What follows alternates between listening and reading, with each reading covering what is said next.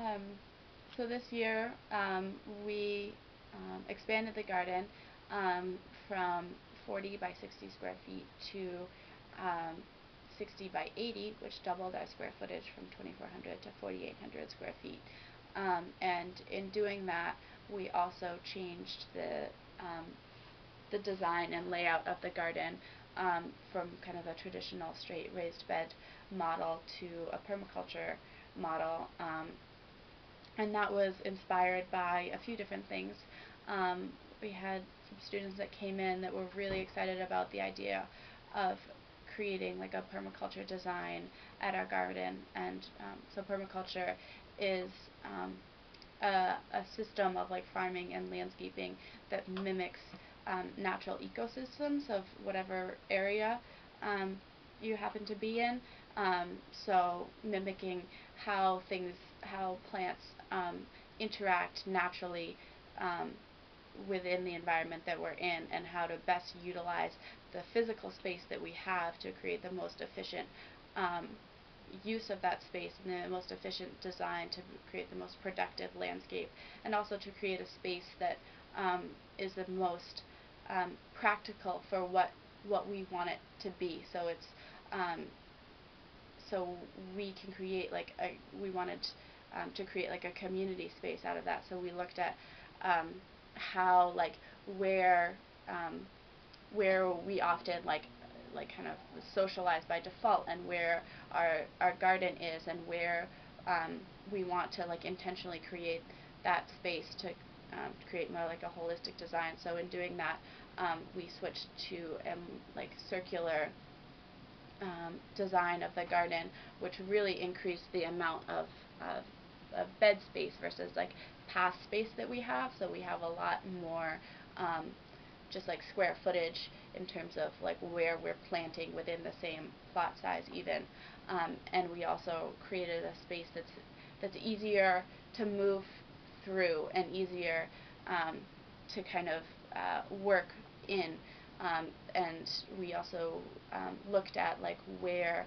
the gradient of the plot is, to see where the highest point is, and created the center of the garden from there so that it would drain out to the edges and have the best use of like of water that we can, creating like swales that will catch the water and distribute it throughout. And then in the process, we've done a lot of research on kind of like what plants we might plant that would best interact to create to be more productive with each other. And we planted 6 fruit trees, so 5 apple trees and 2 plum trees, and we did research about like what are the native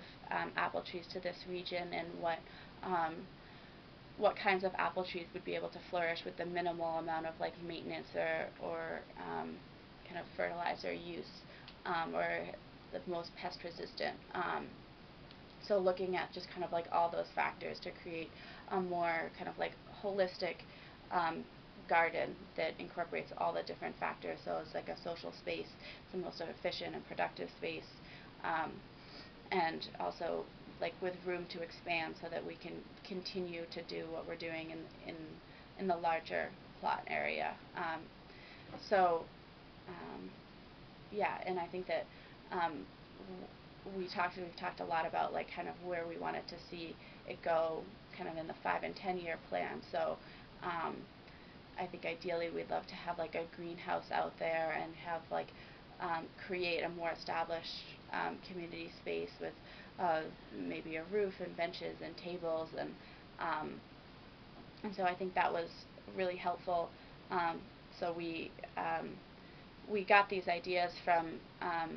going to the NOFA, the Northeast Organic Farmer Conference in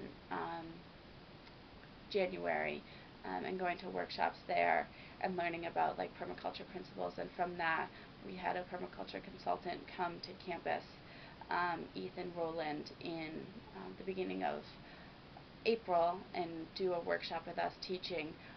the garden subcommittee what are permaculture principles and how do we apply them and what does that mean for our campus, and we went out and did like a site analysis of the garden to see what the best use of the space would be for what we have, and from there we created a design that